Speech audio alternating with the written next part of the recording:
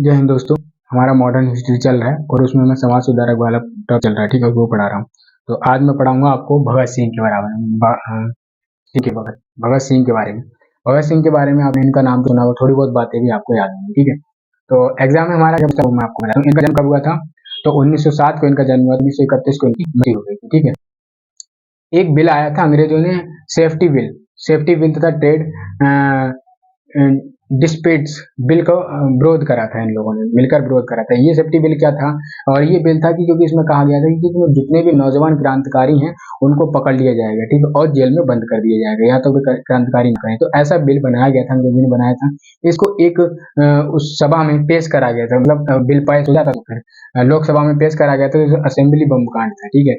इसी को कहा जाता है, क्योंकि जब सभा में पेश कर रहे थे तो उस समय भगत सिंह ने क्या काम करा और चंद्रशेखर आजाद ने, इन दोनों ने मिलकर बम असेंबली बम कांड फेंक दिया था, ठीक है। तो इसी को हम असेंबली बम कांड कहते हैं। जो निश्चित समय पर इन्होंने बम फेंक दिया था, ठीक है।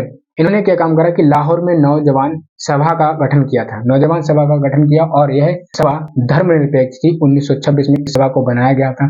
इस सभा का उद्देश्य क्या था? इस सभा का उद्देश्य था कि जो नौजवान क्रांतिकारी हैं या किसान, इसमें सबसे पहले किसानों को जोड़ा गया, नौजवान लोग हैं उनको जोड़ा गया, ठीक है।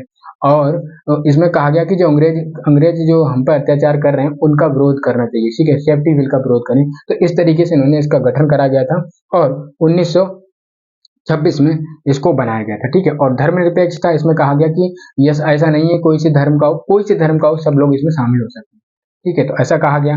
असेंबली बम कांड मैंने आपको बता ही दिया, क्योंकि जो सेफ्टी बिल था उसको पेश करने के लिए जा रहे थे, बिल को खत्म, बिल का उद्देश्य क्या था कि बिल का उद्देश्य था कि उसमें जो नौजवान लोग थे उनको गिरफ्तार कर लिया जा रहा था। तो इसका विरोध करा गया। उसके बाद उन्होंने बम फेंक दिया निश्चित समय पर। किसने? भगत सिंह ने। और इसमें राजगुरु राजगुरु सुखदेव और भगत सिंह, इन तीनों को फांसी की सजा सुना दी गई। जब बम फेंका तो फांसी की सजा सुना दी गई, ठीक है।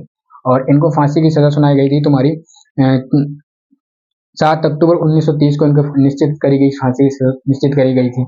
और उसमें क्या हुआ, तब तक लोगों को जब पता चला कि इन लोगों को फांसी दी जा रही है तो लोग मतलब विरोध करने लगे, ठीक है, और नारेबाजी लगाने लगे। और इसके बाद नारेबाजी, इंकलाब जिंदाबाद का नारा किसने दिया था? तो इन्हीं नारा दिया था। और फिर लोग बार भी मतलब करने लगे। तो अंग्रेजों को लगा कि एक काम करो, इनको एक दिन बाद फांसी दे दी जाती है, ठीक है। तो याद रखना 24 मार्च 1931 को इन तीनों लोगों की फांसी दे दी जाती है, एक दिन बाद लाहौर में, ठीक है। तो आपको ये भी याद रखना है।